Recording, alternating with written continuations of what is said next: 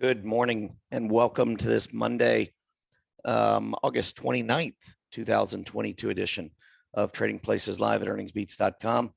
I'm Tom Bowley, Chief Market Strategist here at EarningsBeats, and I'll be your host for the next 30 minutes, featuring everything you need to know as you prepare for the trading day ahead. Well, hard to believe August almost done, heading into September. Of course, September, historically not a great month for equities. We've had some decent Septembers, but September is the only month of the year since 1950 where we've seen the S&P 500 go down more often than it's gone up. So over the last 72 years, September's gone down 39 times. It's gone up 33. Every other month of the year, we've seen the S&P 500 rise more than it's gone down over the last 72 years. So when folks talk about September and the weak month, it's correct. That is true. That's something we face. It's one of the headwinds I think that the market is looking at as we go forward. Just want to make sure everybody's aware of that. Well, I mean, we finished the week last week kind of rough. That kind of changes the picture for me anyway, short term. Probably does for many of you as well. I'm not throwing my hands up in the air saying, the bottom that I called is over. I still think the bottom is in. But the action from Friday, no doubt, puts the bears in charge here in the near term. And so we're just going to see what the bears can make of it, to be quite honest. I mean, that's what I'm looking at anyway. Anyway, we're going to talk about all that. We had a huge event on Saturday. It was a free event. So we were just, giving back. Again, we do a lot of these free events. Of course, every one of my shows, Monday through Thursday, are free. I do a lot of blogs over at Stock Charts. I've got an EB Digest, EarningsBeats Digest, which is our 3 times a week newsletter. That's free. Trying to get a lot of information out there. Obviously, if you like what we do, then you could certainly become a subscriber. We'd love to have you. But there's a lot of information that we share, and Saturday was a really big example of it. So what I want to do first is just take you over to EarningsBeats.com. If you're unfamiliar with us, if you're new to the show, new to EarningsBeats, if you go over to EarningsBeats.com and scroll down, we have a free newsletter you can sign up for. Or if you simply, this is the event we had on Saturday. If you go through here and you register, even though the event's already taken place, you can you'll be directed to a landing page where you can then get the recording, which is free as well. Not only do you get the recording, but it's time-stamped, very particularly time-stamped, so that you can find the different things within the video quickly. So if you want to just kind of jump around and find certain things, you're more than welcome to. But again, in order to view that recording, just register like you're registering for the event, and then we'll make sure that you get that recording. And I'm going to talk a little bit. I'm going to spend some time today talking about some of the key points that I talked about on Saturday. But if you want the whole presentation, it was a lengthy one. I probably talked for close to 2 hours. So very similar to the Market Vision event I did back in January. Not only talking about what's going on right now and what happened on Friday, but also my vision, where I see the market doing the balance of the year and into 2023. So if you're interested, and feel free, by the way, to disagree with me. I think that's what makes a market. Lots of differing opinions, thoughts, strategies. The way I look at the charts, probably not nearly the same as the way you look at the charts, and all that's fine. The only thing I would say is maybe just consider a different perspective, and then completely ignore it if you want. Follow it if you want, or find something in between. That's really, I've been doing this for a long, long time, and I've learned a lot of things the hard way, and I'm trying to help a lot of folks maybe avoid some of those same mistakes that I've made. And in this process, I'm studying the stock market, trying to find every little advantage I can for me and for our members at EarningsBeats. And I think if you've been a member for a while, you probably have seen that.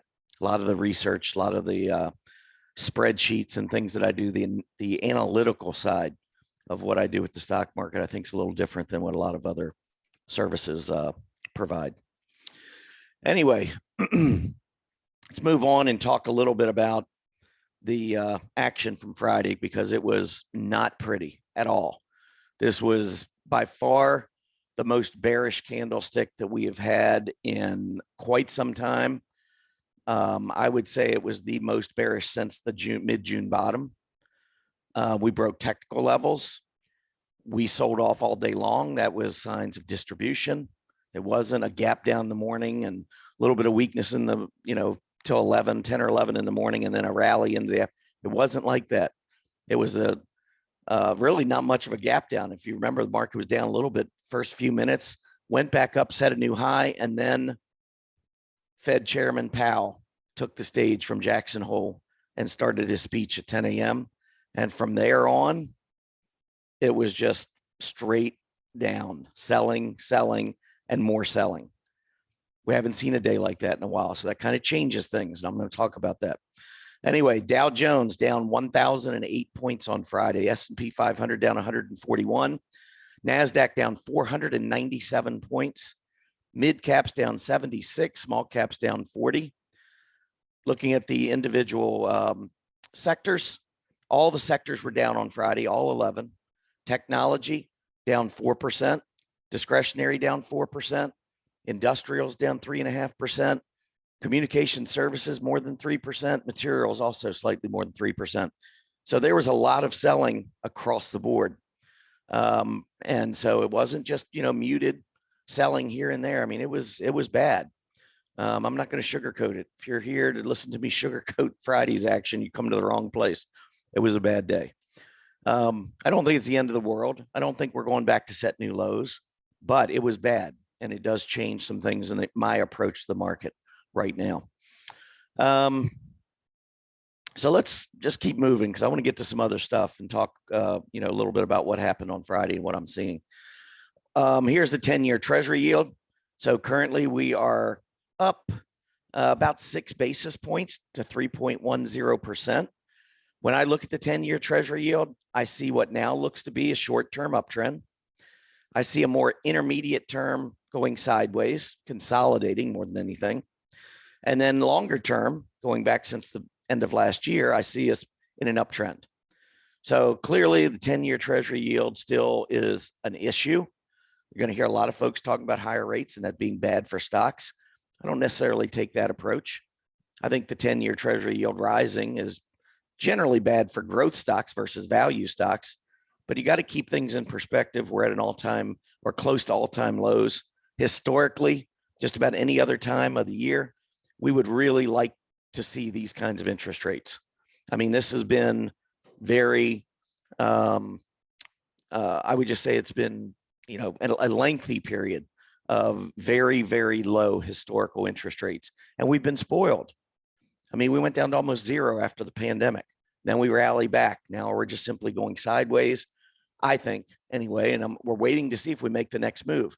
This move right here in June through 3.25 was significant because for 11 years, we never went through 3.25%. When it came back down, it looked like it was a head fake. So I'm still watching 3.25. I think if we go through 3.25, especially if we get back through that June high, then we really need to reevaluate everything.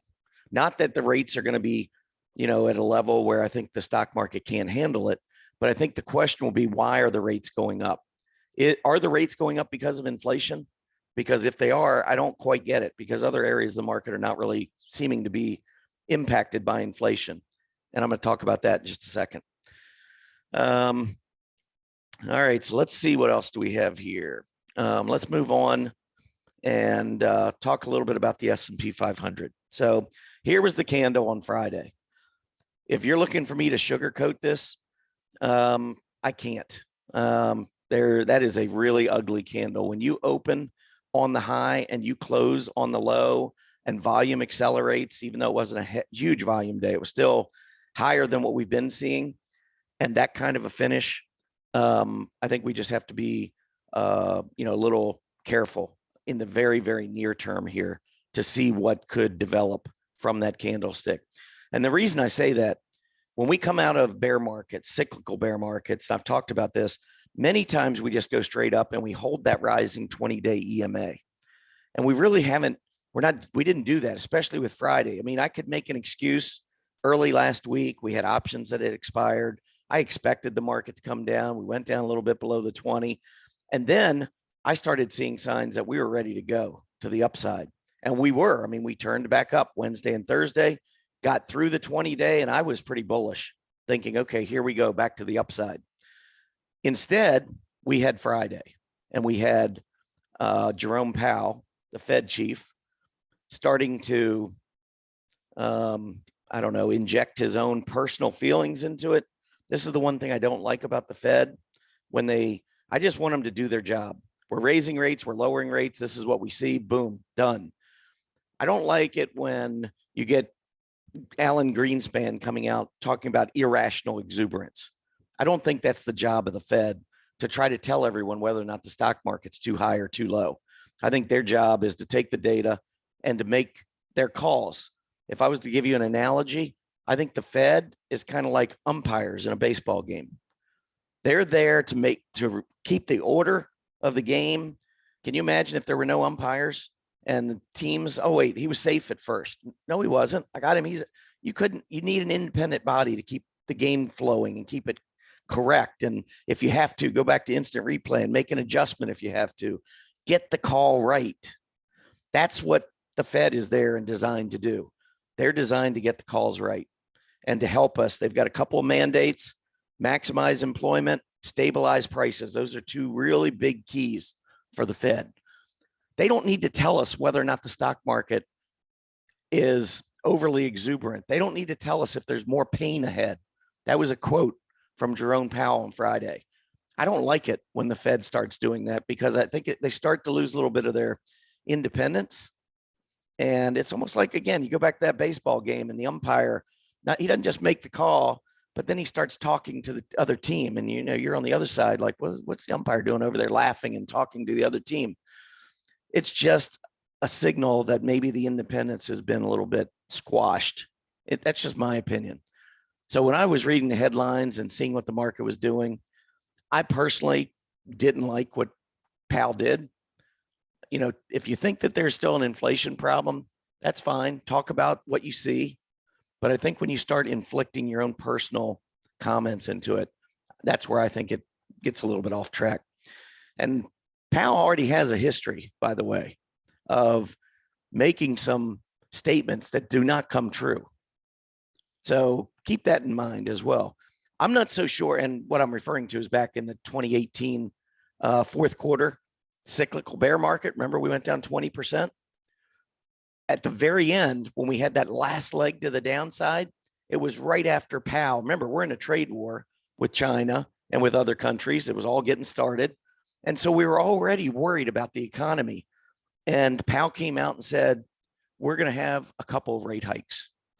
And I wrote about it. I could probably pull it up, see if I can find it. I can probably find it pretty quickly.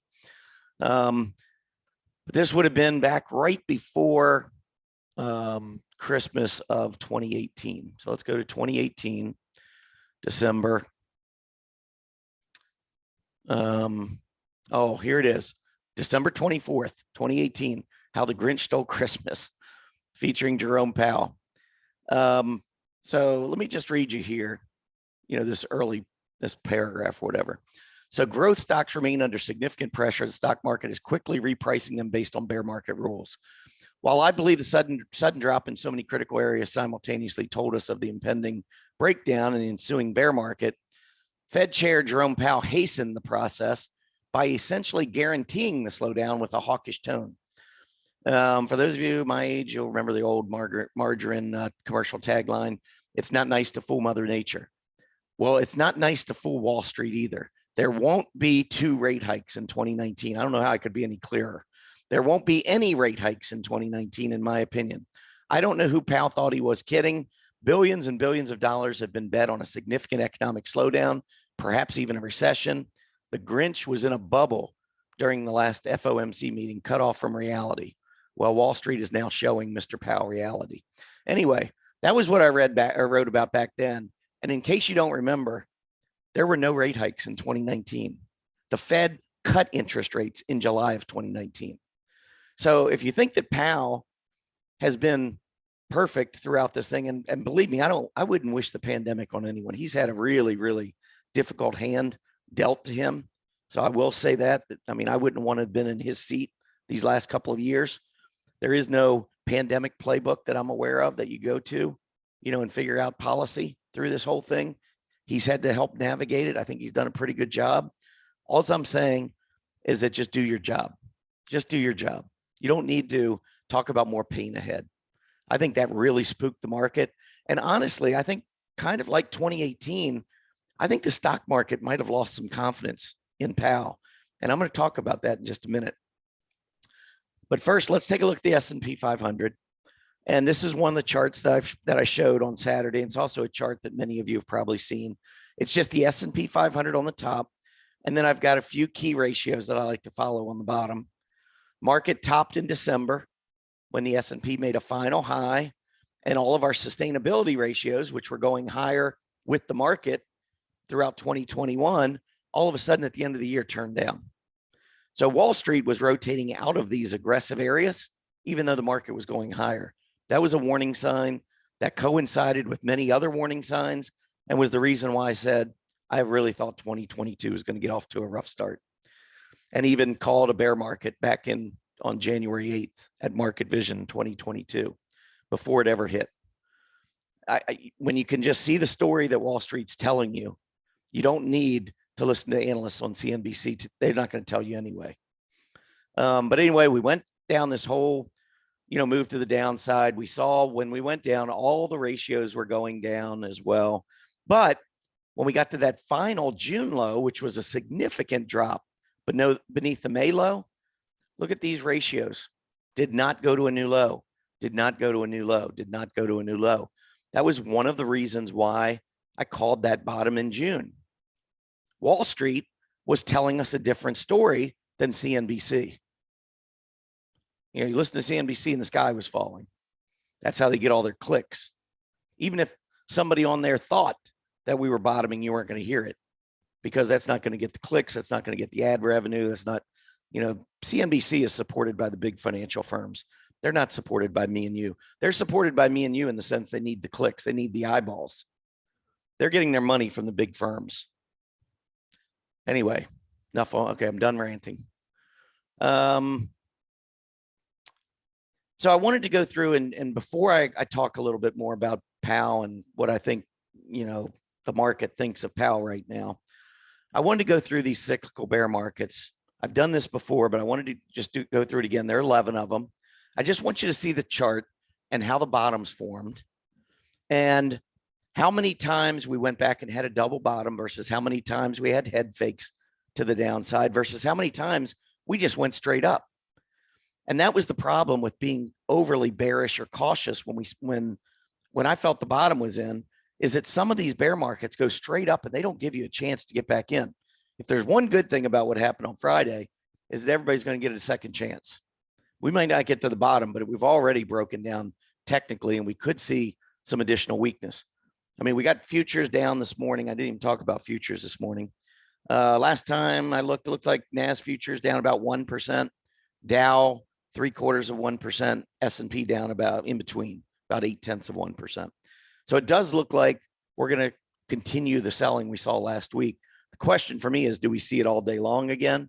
More distribution, that would be horrible. That would be bearish. Or do we see morning weakness followed by afternoon buying? That paints a little different picture. Anyway, we'll have to see that. But let's take a look at these bear markets just so you can get a sense of what these prior bear markets have looked like. So this was 1968. This is going to be all of the bear markets, I think, based on their, no, it's not based on their severity. I don't know what order I had these in, but these are going to be the 11 cyclical bear markets. So 1968 went down, and you can see bottomed, turned around, went up, went back down, double bottom, and then I think started to turn back up. Number 2 cyclical bear market, this is 1987. There's the crash, there's the rebound, and here was the move back. Didn't quite get a double bottom, but we got close. And then we went back up from there. The next one, 2020, this is the pandemic. So there's your steep drop. And here's your rally. Notice where's the double bottom here? Didn't get one. Just rallied back up. If you're waiting for a really significant drop, you didn't really get a big one. I mean, 3,300 here down to 3,100 or no. Wait a second. I'm trying to get this line. Oh, 3,200. 3,200 back to 3,000. So we only had a pullback of about maybe 6-7%. That was about the biggest pullback we had until we got into September of 2020. Then we had a little bit deeper sideways consolidation before we went higher. But my point is, we didn't see the next drop. It didn't happen. And back in 2020, that's recent enough. A lot of folks were looking for it, but we never got it. Next one, 1961, big drop, bounce, almost back down to the bottom, didn't quite get there. 1980, here was the bottom. In August 1982, we went straight up. There was no double bottom. We never came back. 2022, this is where we are right now. So here is what I think is our bottom. Here's our rally so far. Some of you that are bearish might think, okay, this is the start of the next leg lower. And some of you might think, okay, we're going to go back down, test this low. Some of you might think this isn't a cyclical bear market, it's secular, and we're going back down below those lows. Everybody's got to make their choice. That's what makes the market. A lot of people, I'm sure on Friday, were selling, thinking we're going back down. I think we're going down near term. I don't think we're going back down to June lows, but we'll see. But that's the way it looks right now. Then we go to 1966. Here was the big drop to October, and then the rally. We never went back down and had a double bottom. 1998. Of course, that was very fast. And then you remember 98, 99, 2000 was the end of the secular bull market. We had a huge rally off of that 1998 cyclical bear market low. 1957. Actually, we went down. That was the bottom. And here we got down close to a double bottom. Didn't quite get there, but close. 1990, we went down. There was no double bottom. Could probably go out here to 1991. Some of these I could have taken a little bit longer. But here was 1990 low. We went back up. This kind of looks like maybe what we're in for. Maybe. I mean, that's what we're seeing right now, that big drop back below the 20-day. We still have the 50-day. I mean, you can see there back in 1991 in January, I'm sure there were a lot of folks saying, well, here we go again, going back to the bottom. And then all of a sudden we shoot back up. So one of the things I'm looking for from a more intermediate term perspective is getting back through the 20-day. You know, right now we went back below it with an increase in volume, big red filled candle. We got to get back through that 20-day. That could be problematic. And then the 2018 bear market was here. This was the trade war. This is Bernanke talking about the rate hikes, the 2 rate hikes that were coming. And then shortly after that, the market bottomed and turned back up. And essentially the market started telling Powell, maybe I said Bernanke. I talk about so many of these Fed chiefs, and been a long weekend with the show. But anyway, Jay Powell back in December when he said we were going to have 2 more rate hikes, then we get this huge rally, and the market essentially told Powell back then, we're not going to have any rate hikes. And he ended up coming off that language. And in July, we had a rate cut. So listening to the Fed, I think it's, always they say don't fight the Fed. We don't want to fight the Fed. That's why we were cautious through the first 5.5 months of the year. As the Fed was turning hawkish, you don't want to fight the Fed.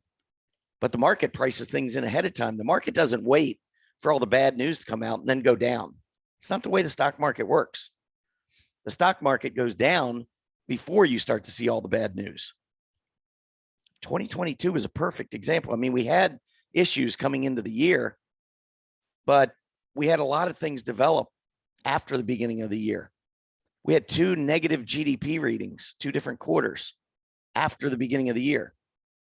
I mean, I think I was writing back in February about a recession because that's what the charts were telling me. But nobody was talking about it. The market was pricing it in, but nobody was talking about it until we finally started seeing these negative quarterly GDP readings. And then now the government's saying, well, we don't necessarily look at that as being a recession. We'll let you know. I'll appreciate that. The market's already down 25%. I think I already know. I don't need to wait for the government to tell me. Anyhow, so this was 2018. And you can see here, this looks like a pretty bad thing right here, doesn't it? I mean, breaking back down below these lows, but below the 20 went back down below the 50. PPO was rolling over.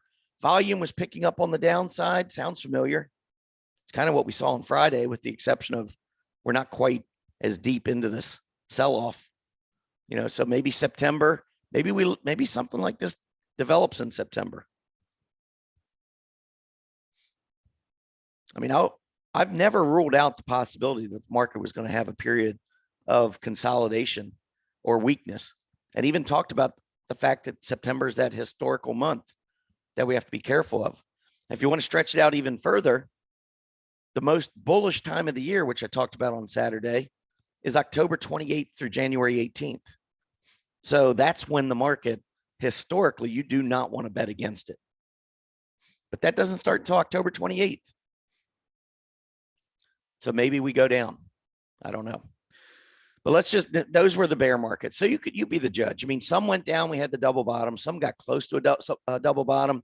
Some looked like they were starting to break down, then they took back off again, and others never really looked back. I believe the bottom, again, just my opinion, based on everything I was seeing, I believe the bottom is in. This doesn't change. Friday does not change that one bit for me. That's more of a macro call, with the sentiment getting to where it needed to get to, the money rotating, Wall Street moving its money out of defensive areas and into more aggressive areas as the new low was forming. It was a lot of manipulation that I talked about, where that last leg down was mostly, it was more bark than bite. And when I say that, I mean, it was mostly gap downs. A lot of it was just gap downs. There wasn't, during that last leg lower, there wasn't a lot of selling in the afternoon. There wasn't much distribution. It was just a lot of barking, really no biting. And so all of that is why I think the bottom's in. I'm not going to look at one day's action on Friday and say, oh my gosh, we're going. A lot of people like to do that, by the way. I see it.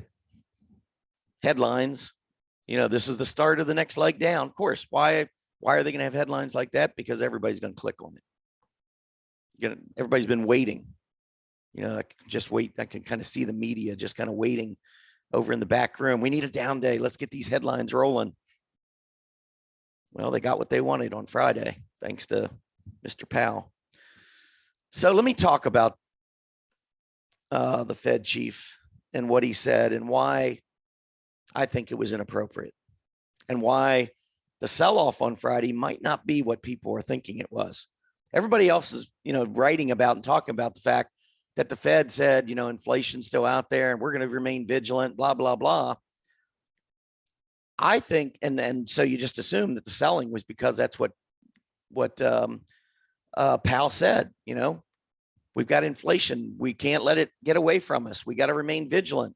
1 month's, good news isn't enough data. They said a month ago they were data dependent. Then they get good data, and then they say, well, yeah, we're data dependent, but that's not enough. We need more. We need more data, which is all fine.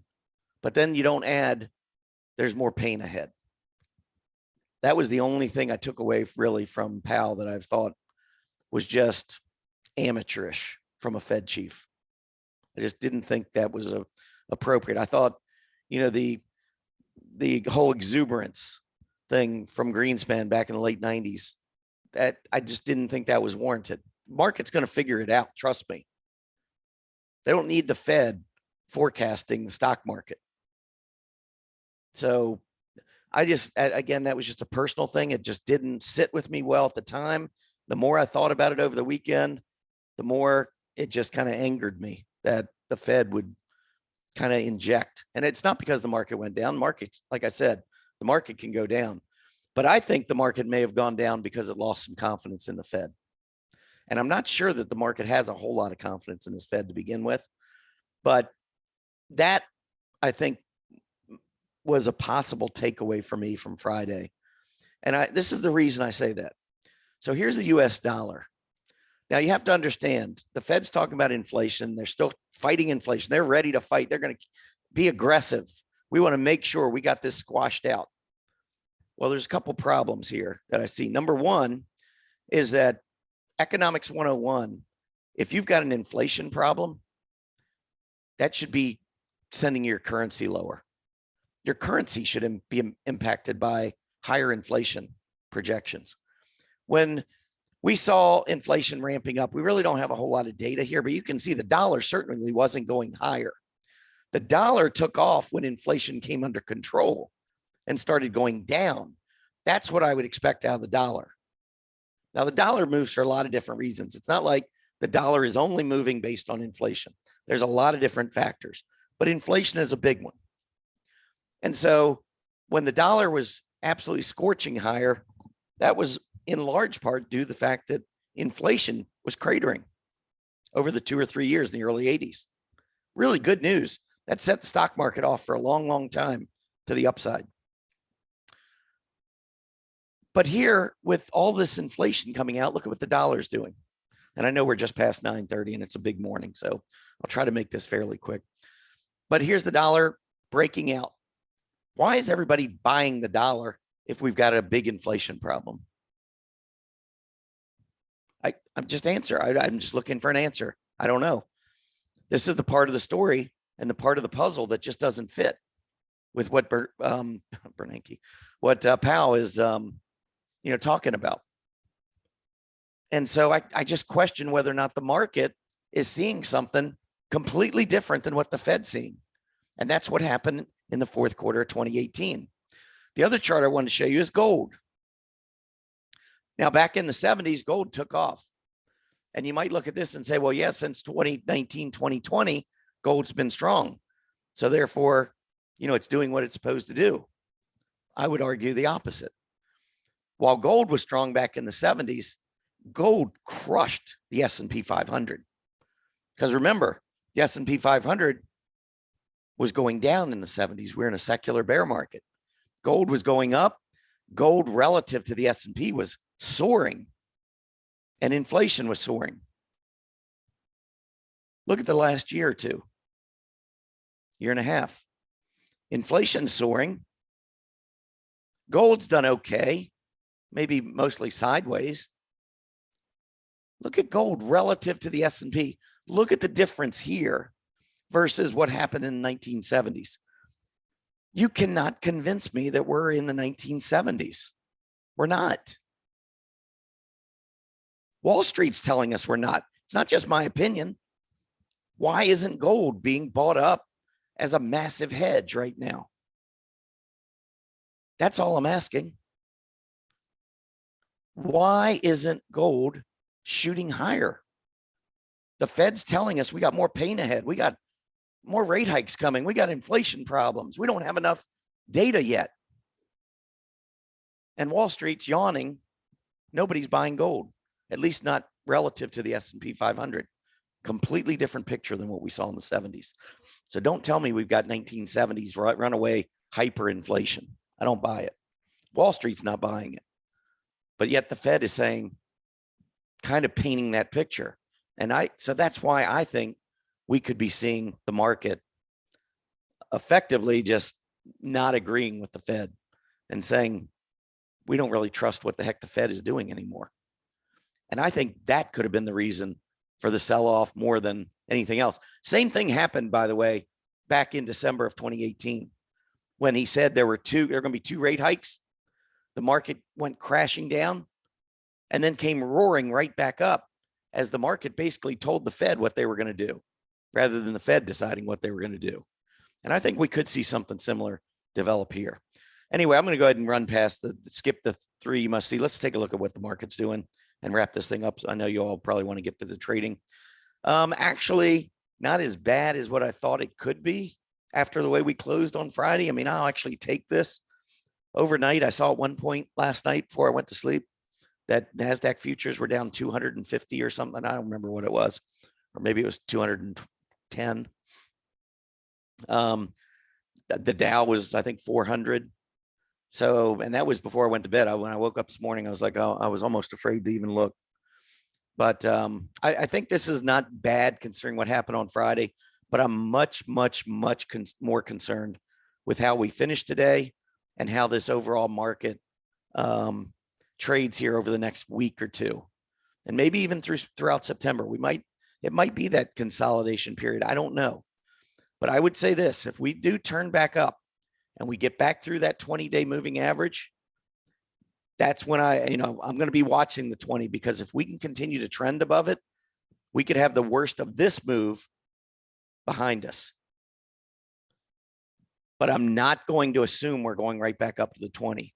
That's the difference today versus where I was probably prior to Friday, is that there was enough technical damage done on Friday. I'm going to respect it. I don't think we're going back down the June lows, but I'm going to respect the short-term weakness, and I'll let everybody else try and figure it out which way we're going. And I'm just going to sit back and wait. If we get back up above that 20, I'll be ready to get long, heavily long again. But as long as we stay below the 20 and we're floundering and we're not showing signs of accumulation, because we certainly didn't see any of that on Friday, then I'm going to try and I'll probably stay away. Anyway, that's it for me. More later for EarningsBeats members. I'll be out with the daily market report. I'll let you know what I'm seeing in the market today. If you'd like to try us, by the way, go through this register now. If you haven't tried us before, we have a special 60-day trial membership, free 60 days, 2 months. I'll walk you through all the way to that October 28th period and what I'm seeing. Great time to sign up. If you don't like it, you're not going to hurt my feelings. We're not for everybody. I get it. But we do have a lot of happy members. I can tell you that from our calls in 2022 alone. Anyway, that's it for me. Everybody have a great day. Happy trading.